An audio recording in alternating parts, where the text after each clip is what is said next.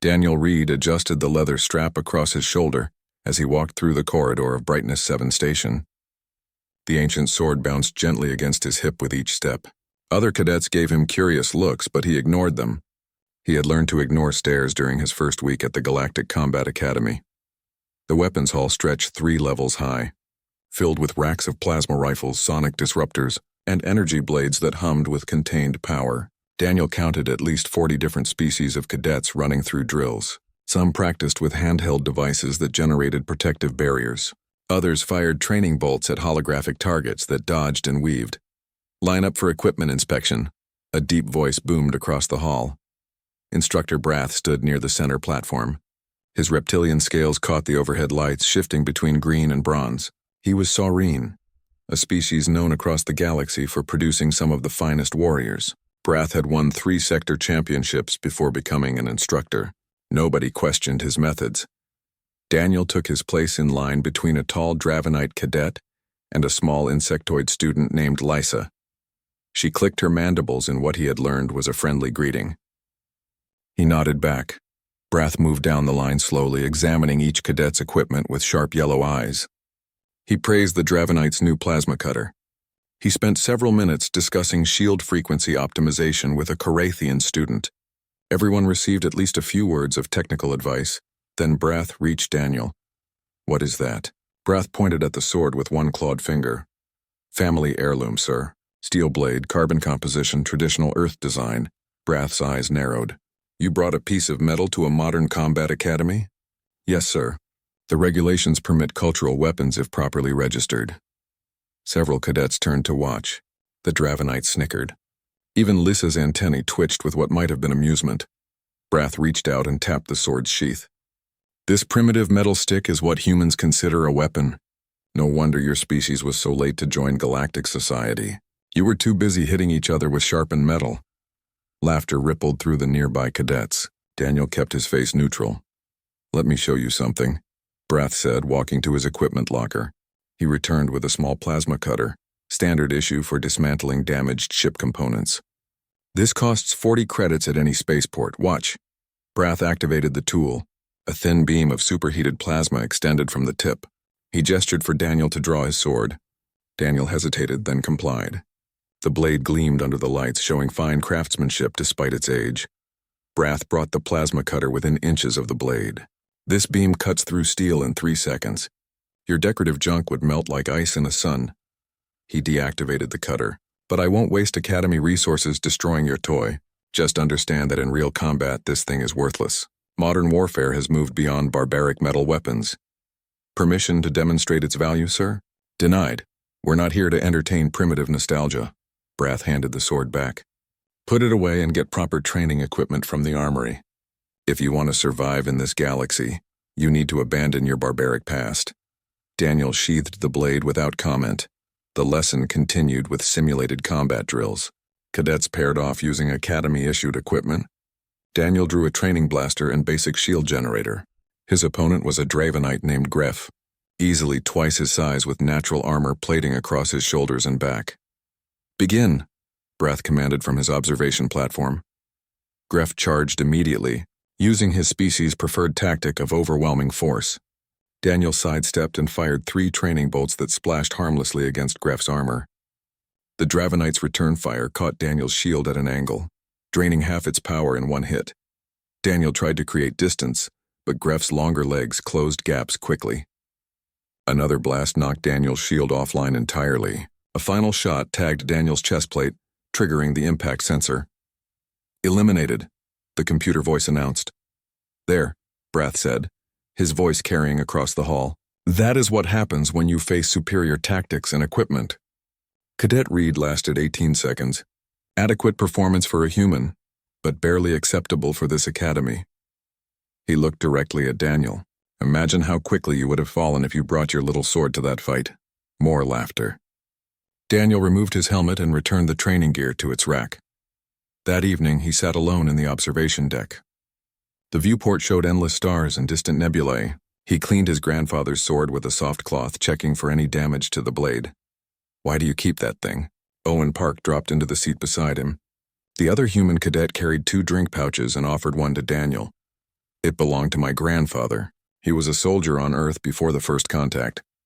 But Brath's right about one thing. You can't fight energy weapons with steel.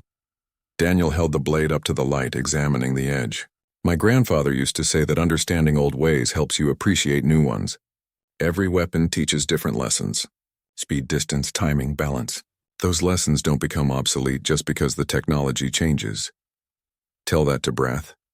I plan to. Owen raised his eyebrows. What do you mean?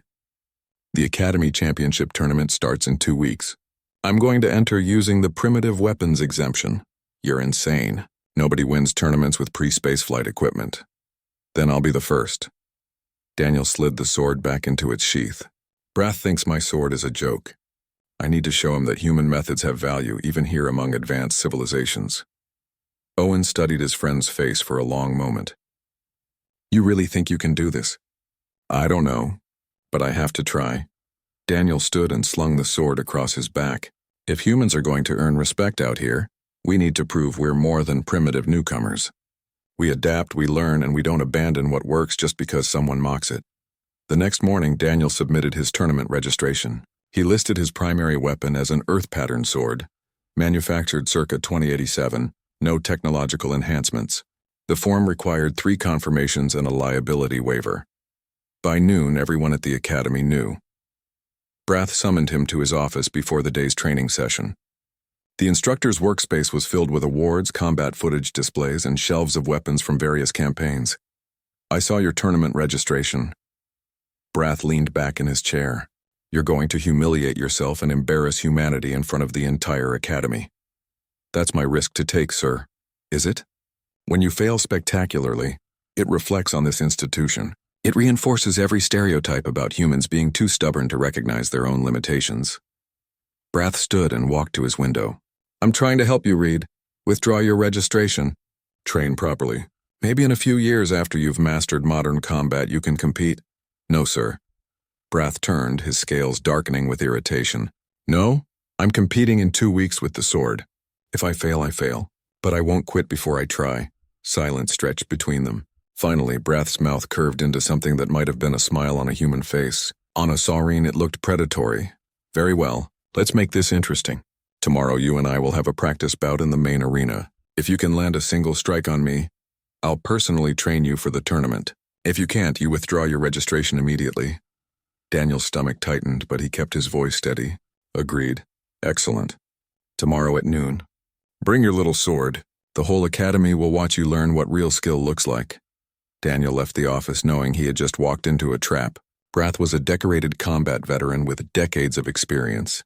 Daniel had been training with his grandfather's sword for only 8 years, and never against an opponent of Brath's caliber. But there was no backing down now.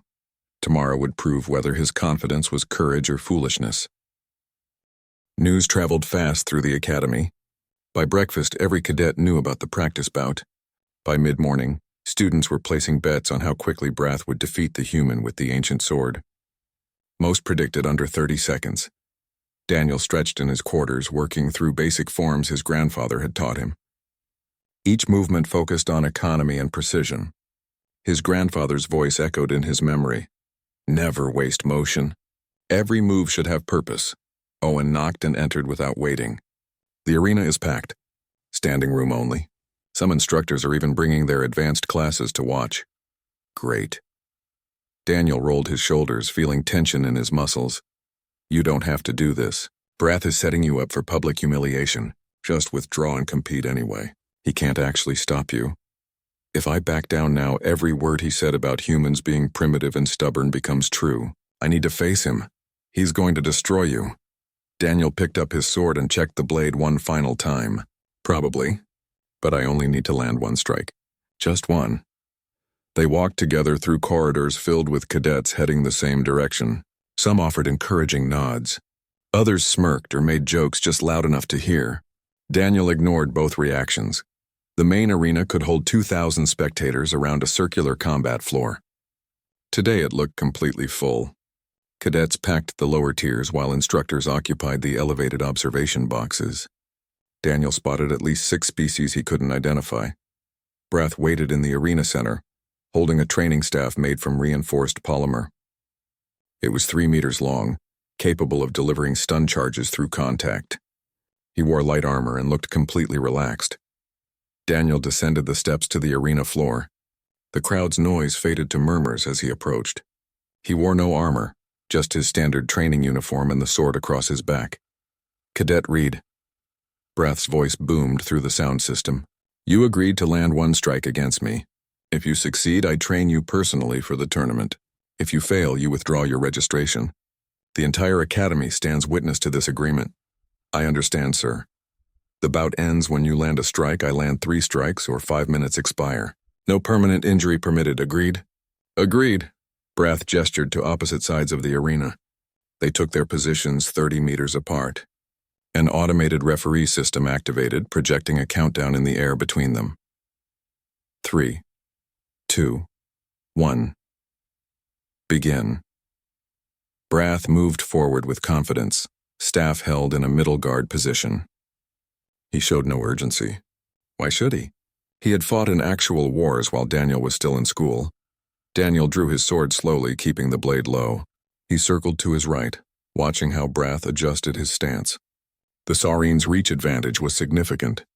That staff could strike from distances Daniel's sword couldn't match. "Are you going to attack?"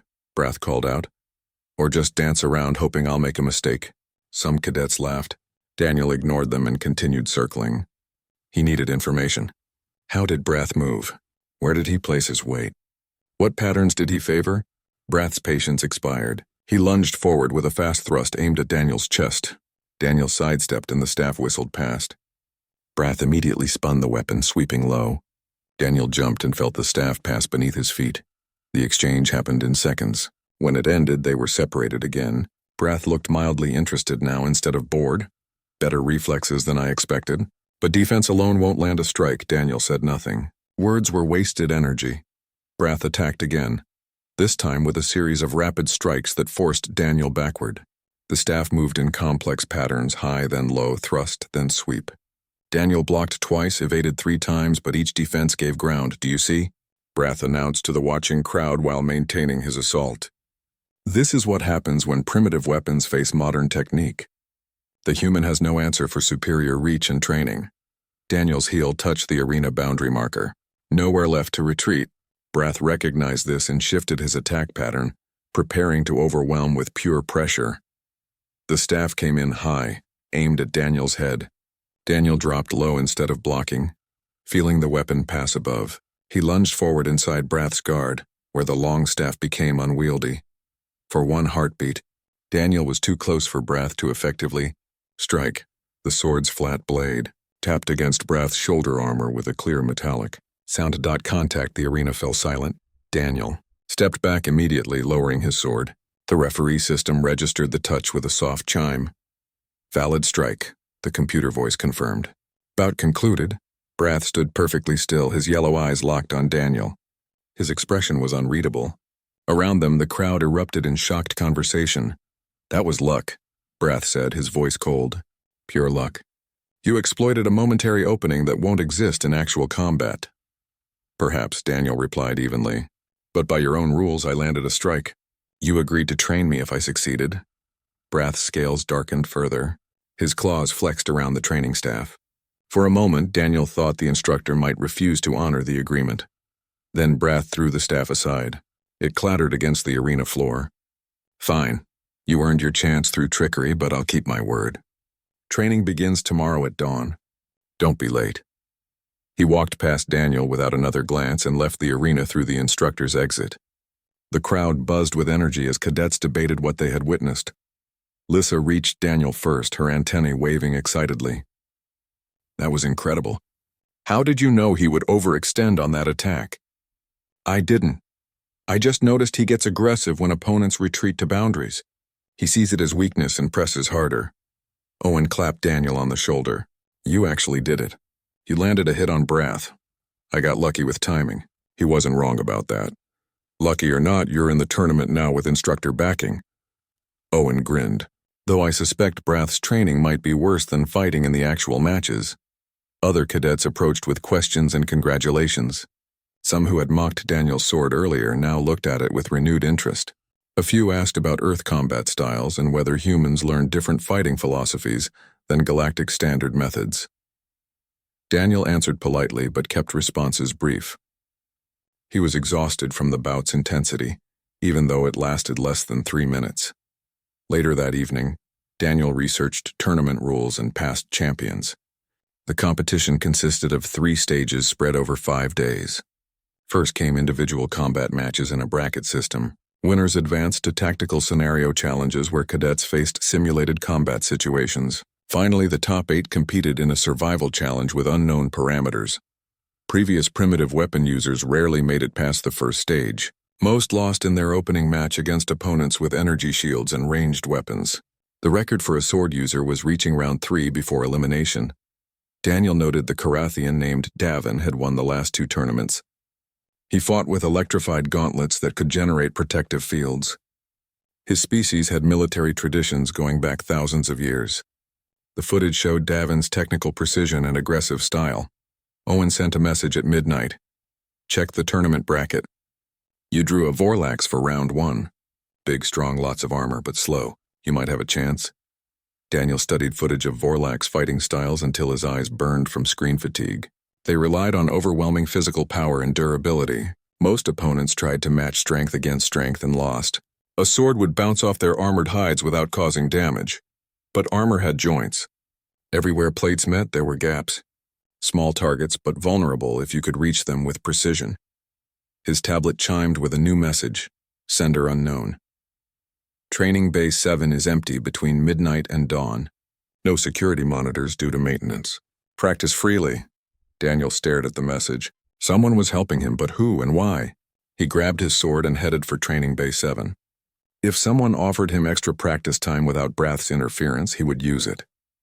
The tournament started in 12 days. He needed every advantage he could find, even mysterious ones. The training bay was indeed empty and dark except for emergency lighting. Daniel activated his tablet's light and began working through advanced forms, focusing on speed and targeting precision. He practiced until his arms shook with exhaustion. When he finally returned to his quarters at dawn, he found another message waiting. Watch the joints. Speed beats armor. Whoever his anonymous helper was, they understood combat. And they believed he could win. Brath's training proved exactly as brutal as Owen predicted. Every morning before dawn, Daniel met the instructor in Auxiliary Gym 14. Brath worked him through drills until his legs trembled and his hands could barely grip the sword. Then came sparring sessions where Brath showed no mercy, landing strikes that left bruises even through protective padding. Faster, Brath demanded during their 5th session. Your opponents won't wait for you to decide on an attack. Move or lose. Daniel pushed through another sequence, his sword cutting patterns through the air. Sweat stung his eyes. His shoulders burned from holding proper form. Again, your footwork is sloppy. They went again, and again. Brath found flaws in every movement, criticized every choice, and never offered praise. Yet despite the harsh treatment, Daniel noticed something. The drills were teaching him. Each exercise targeted specific weaknesses. Each critique contained information about how to improve. Brath was actually training him properly, even if he refused to make it pleasant. During afternoon open training, Lisa began watching from the observation area. She studied Daniel's movements with her compound eyes, antennae twitching in what he had learned indicated deep concentration. After one session, she approached as he was cooling down. Your footwork resembles ancient Chitari patterns. Our hive guards used similar movements 3,000 years ago before we developed ranged weapons. Really? Daniel paused his stretching. Yes. Circular motion to avoid direct force. Position shifts to create angles. She demonstrated with her multiple limbs, moving through a sequence that looked eerily similar to what his grandfather had taught him. Where did humans learn this? Independently, I think. Humans fought with bladed weapons for thousands of years across different cultures.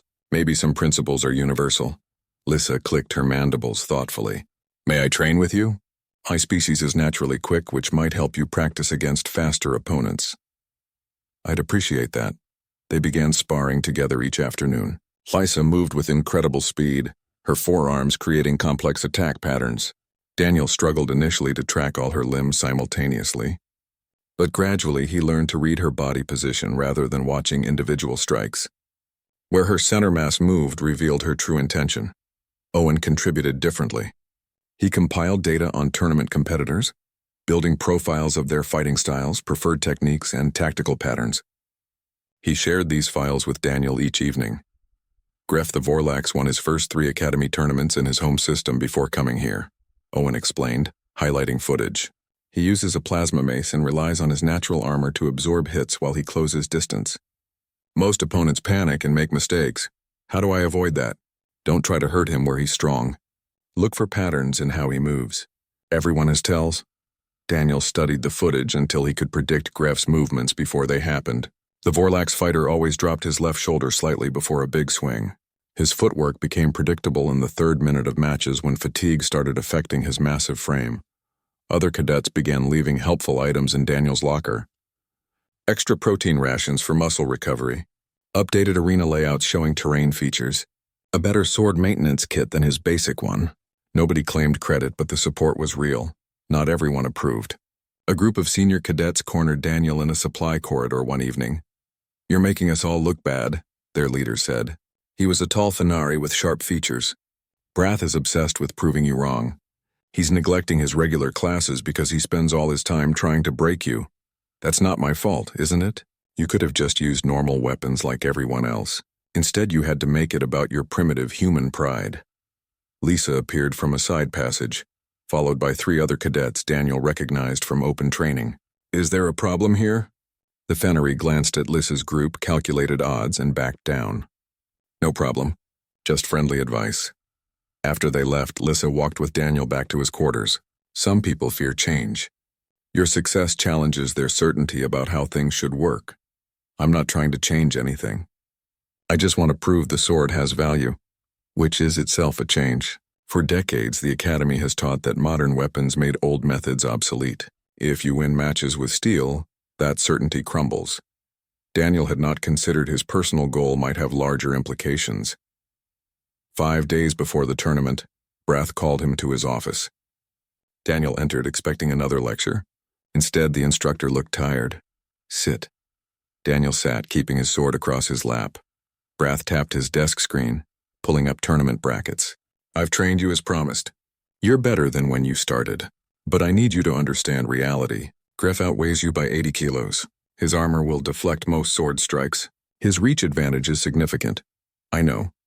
Then you know you'll likely lose in round 1. There's no shame in that. Humans are new to galactic combat sports. You exceeded expectations by getting this far. Are you suggesting I withdraw? I'm suggesting you manage your expectations." Brath leaned back in his chair. "I mocked your sword because I've seen too many young warriors get killed by overconfidence in inadequate weapons. Modern warfare is brutal. Energy weapons can cut through ship hulls. Plasma fire can incinerate entire formations. Your sword, no matter how well crafted, cannot compete with that destructive power. Maybe not in a war, but this is a tournament with rules and safety measures. Different context." "Context doesn't change physics," Daniel stood. "With respect, sir, it changes everything. A sword wouldn't help in a space battle, but in an arena, facing one opponent under controlled conditions, it's about skill and adaptation. You taught me that through your training, whether you meant to or not." Brath said nothing for a long moment. Then he nodded slightly. Dismissed. Daniel left feeling more confused than before. Brath's concern seemed almost genuine, which contradicted the harsh instructor persona he maintained. That night, Daniel received another anonymous message. Brath's training methods are harsh because he lost a student 5 years ago. Young cadet insisted on using cultural weapons in a military exercise, made a mistake and got seriously injured. Brath blames himself for allowing it. Daniel stared at the message, understanding clicking into place. Brath's mockery and harsh training were not pure arrogance. They came from genuine fear of seeing another student hurt, through overconfidence in inadequate equipment. That made everything more complicated. Tournament day arrived with surprising speed. The arena transformed into a festival atmosphere with banners representing different species and vendors selling food from across the galaxy. Cadets walked around wearing their dress uniforms, the nervousness palpable. Daniel checked in at the competitor area and received his match assignment. Round 1 against Gref, scheduled for early afternoon. He found a quiet corner to meditate and review mental preparation techniques his grandfather taught him. Owen found him there. "Ready?" as much as possible. Remember, you don't have to win the whole tournament. Just show them the sword deserves respect. That was the original goal, Daniel admitted. But after all this training and support from others, I want to actually win. For everyone who helped me get here. Then go win. Lissa arrived with a small gift wrapped in traditional Chitari silk. Inside was a sword maintenance kit with advanced polishing compounds. For after your matches. Keep the blade perfect, thank you. Brath appeared in the doorway, arms crossed. Reed, walk with me. They went to an empty equipment room. Brath checked that nobody else was around, then spoke quietly. I still think you're making a mistake. But you've trained harder than any student I've had in years, so I'll tell you something useful. Gref has won 14 matches at this academy. He's lost 3. Every loss came when opponents got inside his reach and stayed there. He panics in close quarters because his weapon needs space to function. Why are you telling me this? Because despite everything, you've earned it. Brath turned to leave, then paused. And because maybe I need to learn that not every risk is reckless. Daniel stood alone after Brath left, processing this unexpected support. His tablet chimed with a final anonymous message. Win or lose, you've already proven your point. But winning would be better. Trust your training. Daniel smiled and headed for the arena entrance. Time to prove that steel could still cut through doubt.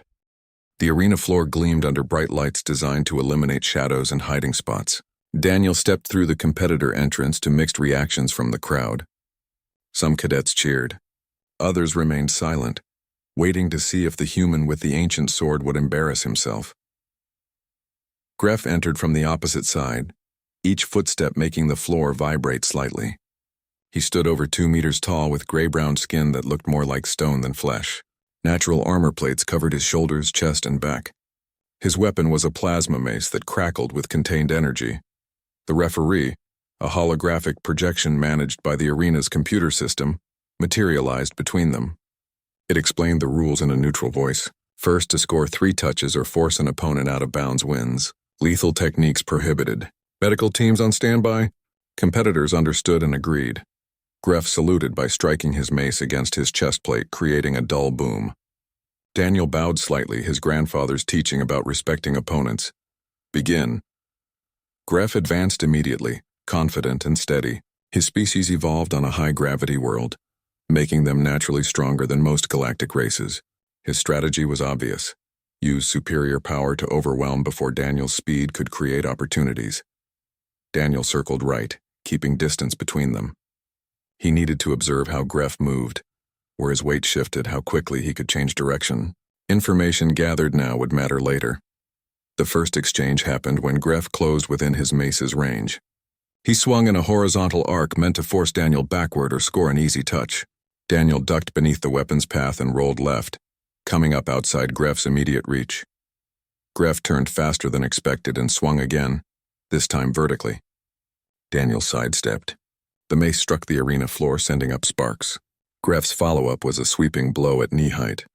Daniel jumped, feeling the weapon pass underneath. Fast little thing, Gref rumbled, his voice like grinding stones. But speed won't help when you can't hurt me. To prove his point, Gref stood still and gestured to his chest. Go ahead. Strike me. Daniel hesitated, recognizing the trap. Attacking that armored chest would accomplish nothing except wasting energy and creating an opening for Gref's counter. No? Smart. Gref resumed his advance. They exchanged several more sequences. Gref's attacks were powerful but followed predictable patterns. He favored his right side, and his big swings left brief openings. Daniel tested a quick strike against Gref's shoulder armor. The sword's edge scraped across the natural plating without penetrating. Gref laughed. The crowd murmured. Some cadets looked disappointed. Brath watched from the instructor section with an unreadable expression. Daniel adjusted his strategy. He stopped targeting armored sections and focused on areas where plates met. The inside of Gref's elbow when he extended for strikes, the back of his knee during his turns, the neck area where armor transitioned to regular skin. These targets required precision. Missing by centimeters meant hitting armor and accomplishing nothing. But Daniel had spent weeks training accuracy with Lissa, whose speed forced him to place strikes within tiny windows of opportunity. Gref swung hard, committing his full weight to an overhead strike. Daniel moved inside the arc before the mace descended. His sword tapped the inside of Gref's extended elbow where the joint created a natural gap in armor. Touch, the referee announced. 1 point to Cadet Reed. Gref blinked in surprise.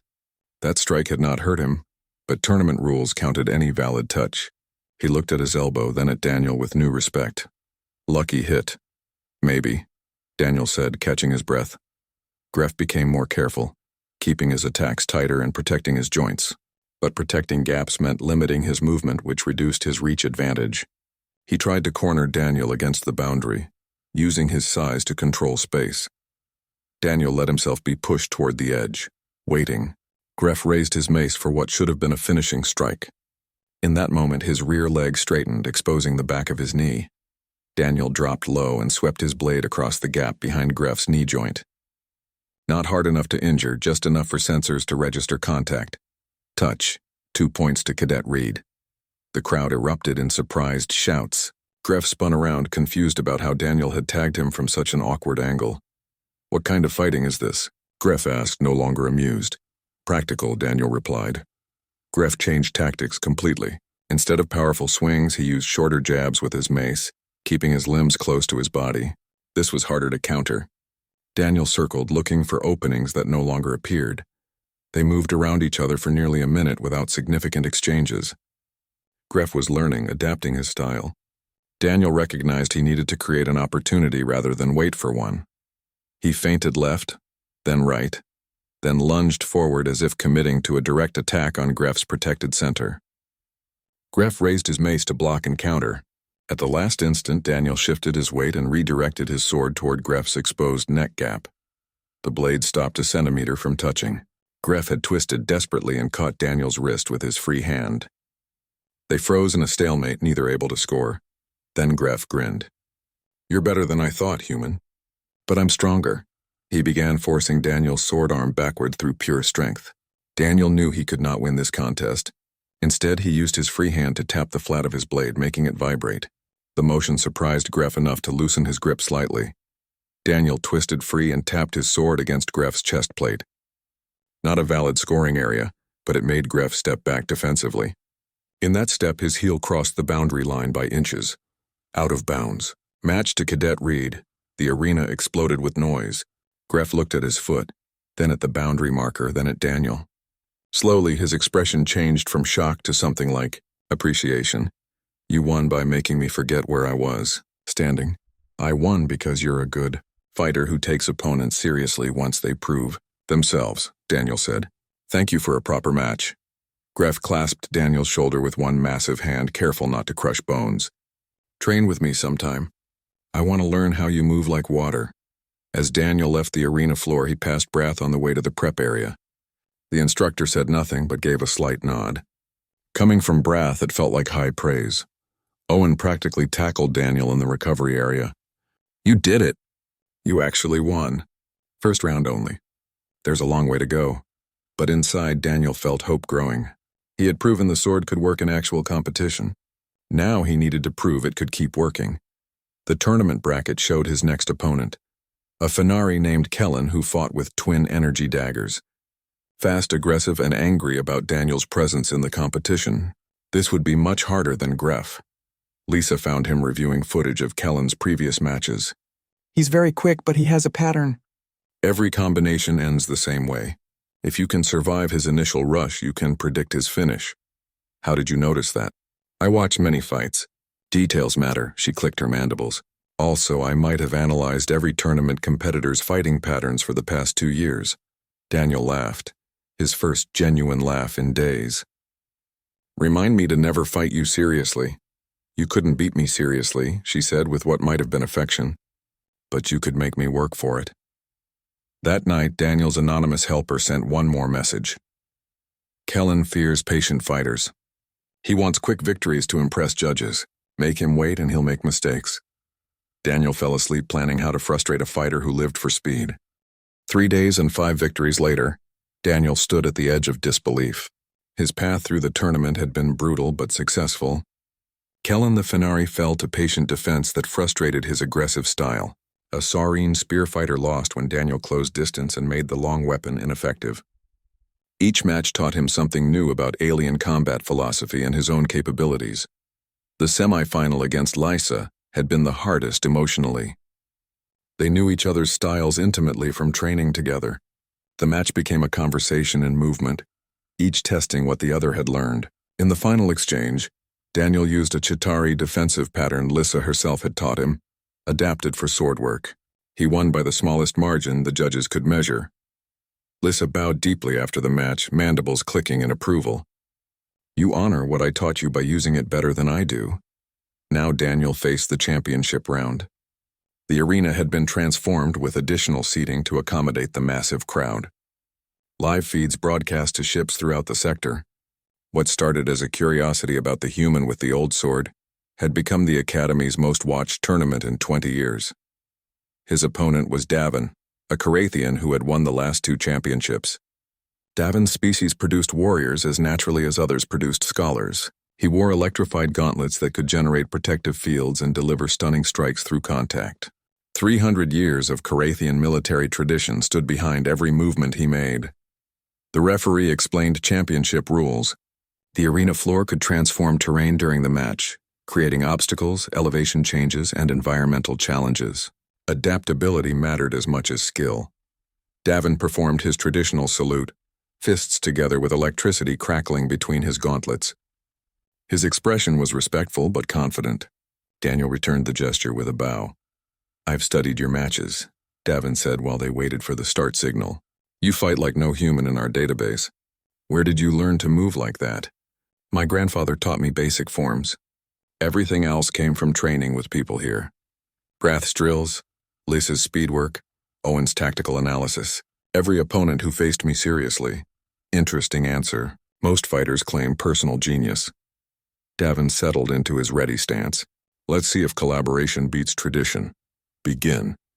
Davin opened with a testing combination, quick jabs with his electrified gauntlets that forced Daniel to evade rather than block. Any contact with those gauntlets would deliver enough voltage to stun nerves and muscles. Daniel's sword was conductive metal, making it a liability against electrical attacks. The arena floor shifted. Sections dropped or rose, creating a multi-level terrain with gaps between platforms. Davin adapted instantly, using elevated positions to launch aerial attacks. Daniel had to think in 3 dimensions now, watching threats from above and below simultaneously.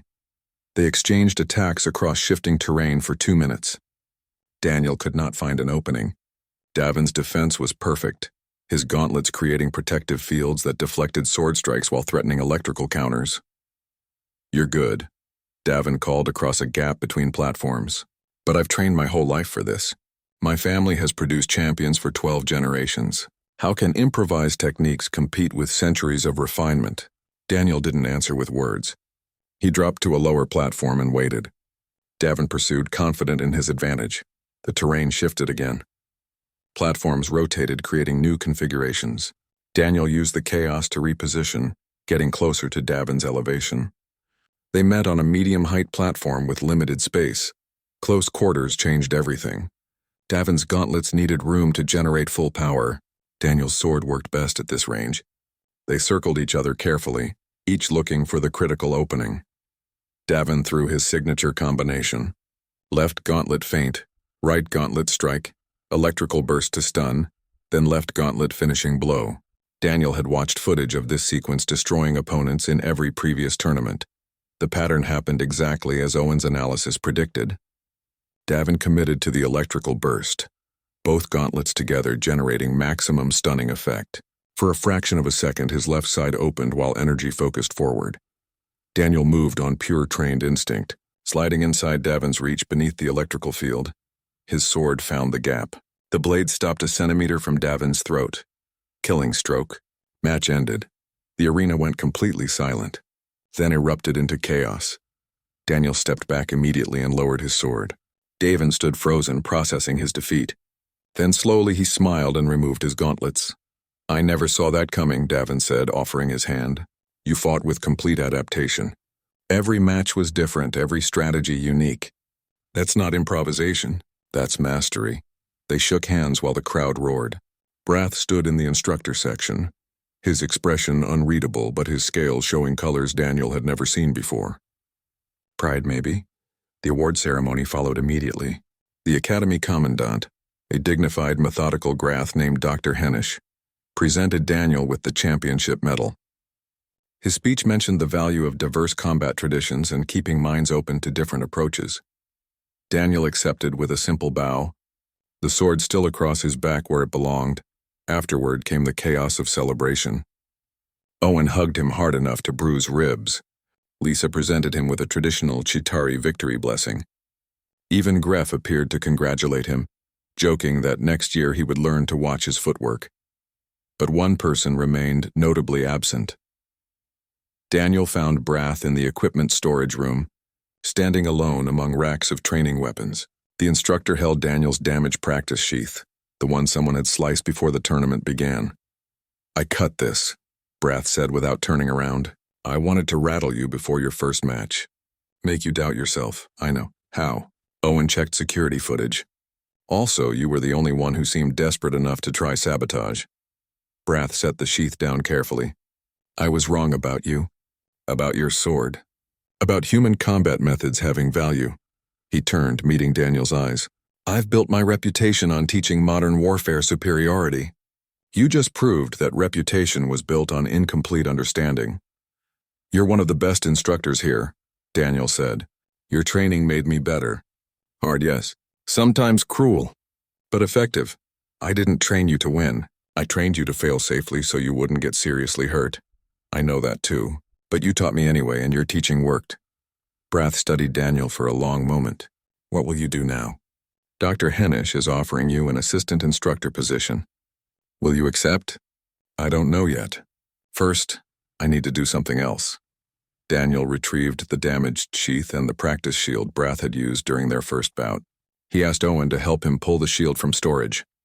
3 days later, Daniel stood in the Academy's memorial hall where champions left their marks. Traditionally, winners etched their names on ceremonial pillars or placed weapons in display cases. Daniel brought his sword, but also the damaged practice shield. A small crowd gathered when word spread. Memorial ceremonies were personal traditions, and Daniel's approach to everything else had been unexpected. People wanted to see what he would do now. He produced an engraving tool and carefully etched his name onto the dented, scorched practice shield. As he worked, he spoke. "Instructor Brath mocked my sword publicly. He tried to break my confidence and make me quit. But he also taught me something crucial. Defense matters as much as offense. Shields that protect fragile egos are weaker than shields that protect honest principles." He finished the engraving, his name, the tournament date, and a phrase in English. "With respect, not revenge." Then Daniel did something nobody expected. He presented the engraved shield to Brath, who had entered the memorial hall quietly. "You gave me motivation to prove myself. You tested whether I had real skill or just pride. You made me better by opposing me. For that, I'm grateful. This shield is yours with my name on it to remember that growth comes from challenges." Brath took the shield with shaking hands. His scales shifted through several colors. Finally, he spoke, voice rough. "You fight unlike any human I studied. You adapt like water but stay stubborn like stone. I was wrong about your weapon and about your species' combat value." It was not a full apology, but from someone like Brath, it was acknowledgement of error. He nodded once and left, carrying the shield. The gathered crowd discussed what just happened. Daniel had turned mockery into a teaching moment, insult into honor. Owen shook his head in disbelief. "You're too kind for your own good. Revenge would feel satisfying for a day. This might actually change how he teaches future students." Lisa agreed. "You showed him that strength comes from growing past opposition, not from crushing it." Daniel accepted Dr. Hennish's offer to become an assistant instructor, specializing in adaptive combat techniques. His first seminar drew 40 students from various species, all curious about human fighting methods. But before starting his new role, Daniel took leave to return to Earth. He visited his grandfather's grave and told the old soldier that his sword served one more generation well. His sister asked to learn basic forms. Daniel agreed, pleased to continue the tradition. When he returned to the academy, the engraved shield hung on Brath's office wall.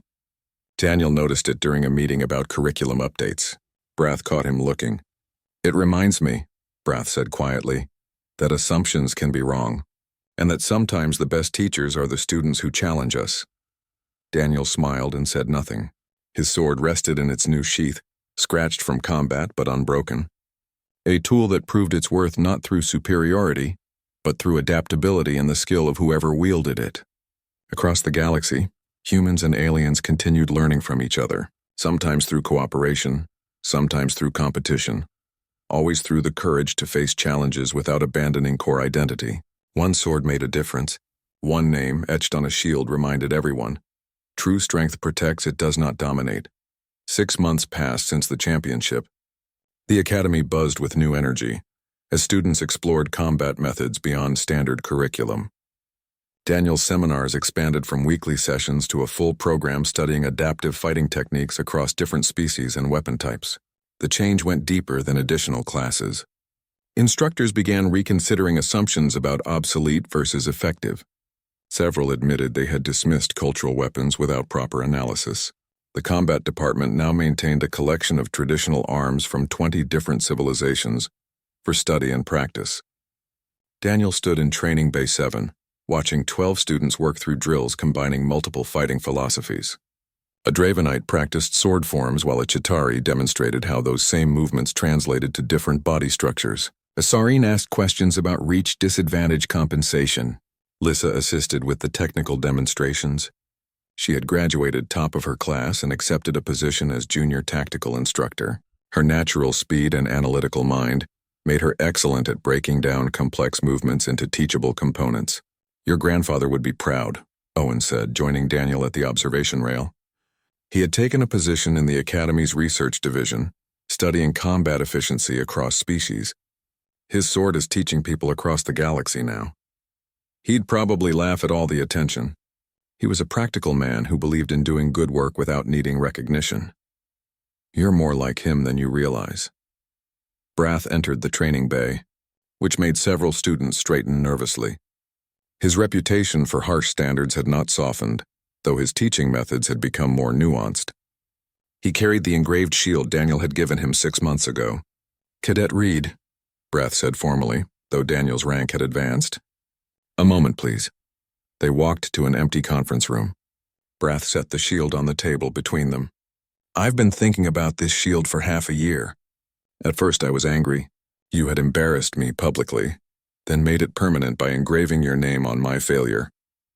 Daniel waited, letting Brath continue. "But that wasn't what you did, was it?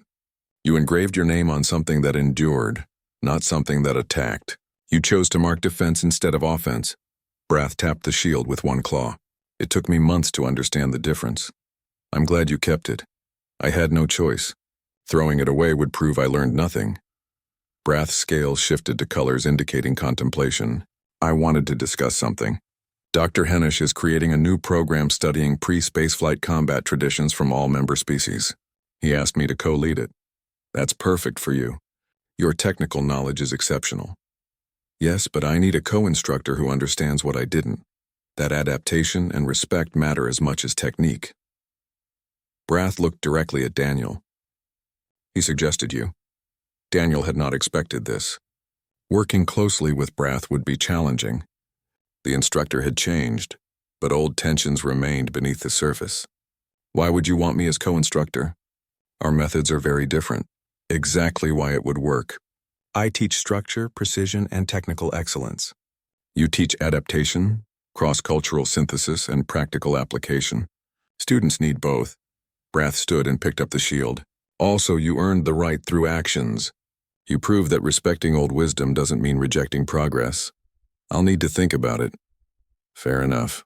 The program starts next semester, so you have time." Brath moved toward the door, then paused. "One more thing. Thank you for this shield. It reminds me daily that being wrong is only failure if you refuse to learn from it." After Brath left, Daniel sat alone with his thoughts. The offer was genuine, which meant Brath had truly changed his perspective. Working together could influence how thousands of future officers viewed combat diversity. Owen found him there an hour later. "You look troubled." "Bad news?" Daniel explained the offer. Owen whistled softly. "That's huge. Brath never admits error, and now he's asking you to help lead a program? You've changed this place, Daniel." "I didn't change anything. I just showed that human methods work alongside alien ones, which is itself change." Owen pulled up a data file. Want to know something interesting? Applications to the Academy from human candidates increased 40% since your tournament victory. Your fight footage is used in recruitment across Earth. Daniel felt uncomfortable with that level of attention. He had wanted to prove his grandfather's sword deserved respect, not become a celebrity. Fame bothers you, Owen observed. But influence is different. Those new human applicants are joining because you proved we belong here. That matters. What if they expect me to be some master warrior? I'm just someone who trained hard and got lucky in a tournament. You're someone who faced mockery with dignity, turned an opponent into a teacher, and gave that teacher a gift instead of revenge. That's what inspires people, not your combat record. Over the following weeks, Daniel accepted Brath's offer. They began planning the new program together, which involved unexpected collaboration. Brath's encyclopedic knowledge of weapon mechanics combined with Daniel's practical experience created curriculum that satisfied both technical and philosophical requirements. During one planning session, Brath asked about the English phrase on the shield's engraving. With respect, not revenge. Why English instead of Galactic Standard? Because it was a personal message. Some things should remain partially private, even in public spaces. What does it mean to you? Daniel considered his answer carefully. Revenge would have felt good temporarily, but it would have changed nothing. You would have remained convinced about your superiority, and I would have become bitter. Respect opened possibility for growth on both sides. Brath's scales shifted to a color Daniel had learned indicated deep thought. My species has a saying about warriors who win without creating lasting enemies. They're considered the most dangerous because they can build alliances from conflicts. I'm not trying to be dangerous. No, which makes you more so. The new program launched successfully with 60 students from 19 species. The curriculum covered everything from ancient Earth sword techniques to Chitauri hive guard movements to Carathian gauntlet forms. Students learned that every fighting tradition arose from specific environmental and cultural contexts, and that understanding those contexts revealed universal principles applicable across situations. Daniel's grandfather's sword became a teaching tool, passed carefully among students who wanted to feel the balance and weight of a weapon that had won a championship through skill rather than technology. Some asked to commission similar weapons from their own cultures. One afternoon, Daniel received a message from an address he didn't recognize. Opening it revealed text from his anonymous helper from before the tournament. You probably wondered who sent you advice during your training. I'm Dr. Henish. I saw potential in you and wanted to help without creating obligation. Your success came from your own effort, but everyone needs assistance sometimes. I'm glad you won, and gladder still that you chose honor over ego afterward. Daniel smiled and archived the message. He had suspected Henish but never confirmed it. Knowing for certain changed nothing about his gratitude. The Academy's annual review ceremony approached. Graduates received assignments to ships and stations across the sector. Daniel would remain as permanent faculty, which felt right. Teaching suited him better than combat. Brath attended the ceremony in dress uniform, the engraved shield displayed prominently among his awards and commendations. When questioned about its significance, he replied simply, "It reminds me that shields matter more than swords." Lisa graduated with honors and accepted a position on a diplomatic vessel, where her combat skills and cultural sensitivity would serve peacekeeping missions. She thanked Daniel for showing her that strength could manifest through connection rather than domination. Owen remained at the Academy's research division, publishing papers on cross-species combat efficiency. His work cited Daniel's tournament matches as examples of adaptive success. Daniel's sister completed basic sword training on Earth and sent him a video of her forms. She moved with the same careful precision their grandfather had taught. The tradition continued across generations and now across star systems. Late one evening, Daniel stood in the memorial hall where his name remained engraved on the practice shield. Other champions' names surrounded his on pillars and displays. His contribution looked different from the rest, which felt appropriate. He carried his grandfather's sword, now showing significant wear from constant teaching use. The blade had developed character through service, tiny marks from countless practice sessions and demonstrations. Brath entered the memorial hall, also alone. They stood together in silence, looking at the shield. "Do you regret any of it?" Brath asked. "The mockery, the harsh training, the public challenges." No. Those things tested whether my conviction was real or just pride. I needed that test. I regret my conduct, not the testing but the cruelty. I could have challenged you without mockery. Maybe, but then I wouldn't have learned to keep my dignity when others try to take it. That lesson mattered. Brath's scales shifted through several colors. You're very forgiving. I'm very practical. Holding grudges wastes energy I'd rather spend on teaching. They stood in comfortable silence. Two people from different worlds, different species, who had found mutual respect through conflict and resolution. What's next for you? Brath asked. Keep teaching. Help students discover their own potential. Maybe write a training manual combining techniques from various traditions. Daniel looked at his sword. And eventually pass this blade to someone who'll use it well. That's a good legacy. My grandfather would say the legacy is in the students we teach, not the awards we win. Your grandfather was wise. He was.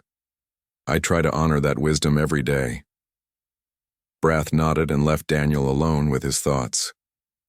The memorial hall held history from hundreds of champions, each name representing someone who excelled in their moment. Daniel's name on the shield represented something slightly different. Someone who excelled by transforming opposition into opportunity.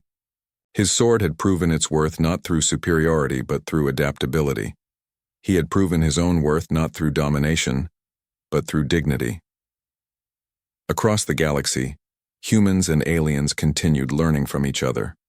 Sometimes through cooperation, sometimes through competition, always through courage to face challenges while maintaining core principles. One sword made a difference. One shield carried a name and a message. With respect, not revenge. And one human helped an entire academy remember that true strength protects what matters rather than attacking what threatens. Daniel Reed walked from the memorial hall toward his quarters, the sword comfortable across his back.